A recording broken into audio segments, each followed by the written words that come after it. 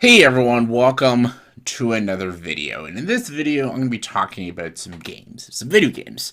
Just the state of modern video games and how they're being treated and how different they are from old school gaming. This is all thanks to a little game that came out pretty recently, a huge game, written by George R. R. Martin. It is another sort of Soulsborne game, Elden Ring.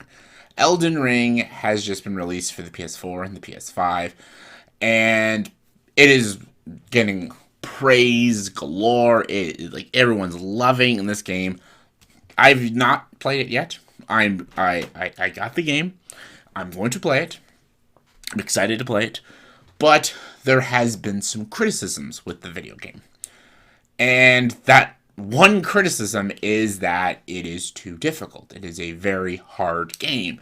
Like the first boss is hard. It's so hard, and there's even like hardcore gamers and film critics that like there's no point of even buying the game and wasting your money, and you can't even get very far in the game.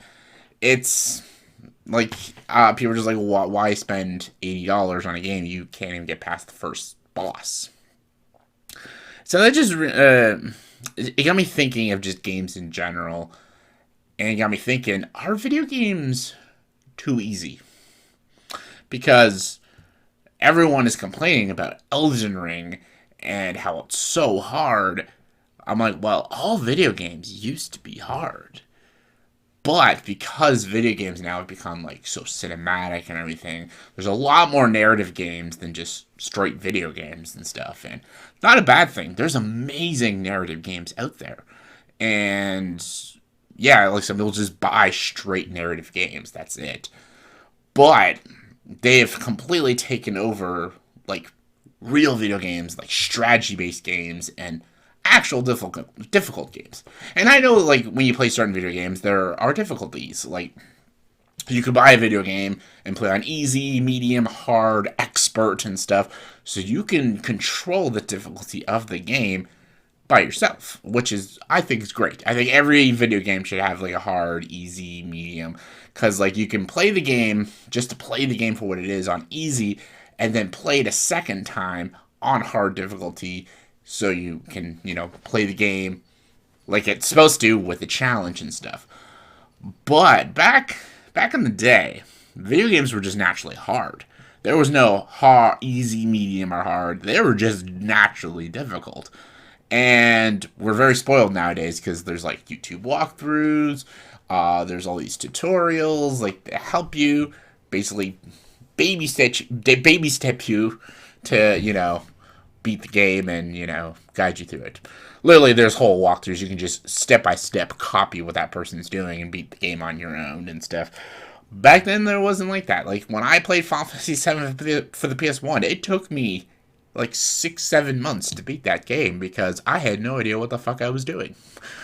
It has a map, but I don't know where anything is. I had to go look for it. It actually took time. Like it actually was hard. And I didn't know what weapons I had to use. I didn't know strategies to use. I was literally just going in blind and beating the game. Same with the old school Tomb Raider games. Like the old school Tomb Raider games, there was no cheats or codes or walkthroughs to solve the puzzles. The puzzles were just fucking hard. But in the new Tomb Raider games, which are much better stories, much more brutal, and Lara Croft is just fucking awesome, they're very easy, though. The puzzles are easy. The action is easy. The way you climb, the mechanics of you climbing, much, much more easy. Even playing a game like Death Stranding, it is a just built-in walking simulator. It is just doing your deliveries and that's it. It is strictly about the narrative and the deep meaning storytelling and the writing and stuff and the performances, especially by Norman Reedus. But it is not difficult at all. Like, anyone can beat Death Stranding. It's not a very hard game. Same with, like, a lot of games. Like, even the Guardians of the Galaxy game. I loved that game. I loved it. It was a fucking awesome game. Super easy. Very, very, very easy game. Even, Kena, Bridge of Spirits, which does have difficulties level. I played on the hard difficulty, and it was not very hard. So like there are just games that are the games just now are so much easier. And people are a little spoiled by it now because when a game comes out that's actually difficult, they can't do it. They just give up and they're like, I can't do this shit. And I'm like, well, that's what games used to be back in the day. They were hard. That's why I love Crash Bandicoot. There's no difficulty levels on Crash Bandicoot. You're just playing the game, and it starts off easy, and it gets really fucking hard. Crash Bandicoot is a super hard game, and unless you are good at platformings, you are gonna struggle, fucking struggle with Crash Bandicoot. So that's the same with the Soulsborne games, like Dark Souls, Elden Ring, even like Sekiro Shadows Die Twice, Bloodborne. These are games made to be difficult and made for trial and error. Like, you're supposed to die hundreds of times so you can get it right. It is all trial and error, and people don't want to do that. Is it attention spans? Is it just people, again, spoiled because there's so many walkthroughs now, and there's a lot of gaming channels and Let's Plays, so people just watch it and then just copy what they did. And again, most games now are narrative-based. You just play through the story, and then the game's over. There's nothing really else to it. Like, yeah, occasionally you're shooting some people and solving easy puzzles, but not much difficulty. You just play through the story and the game's over. Unless you're going for like the platinum trophy, not much difficulty. Games aren't not like what they used to be. They're way too fucking easy. And Elden Ring is a breath of fresh air.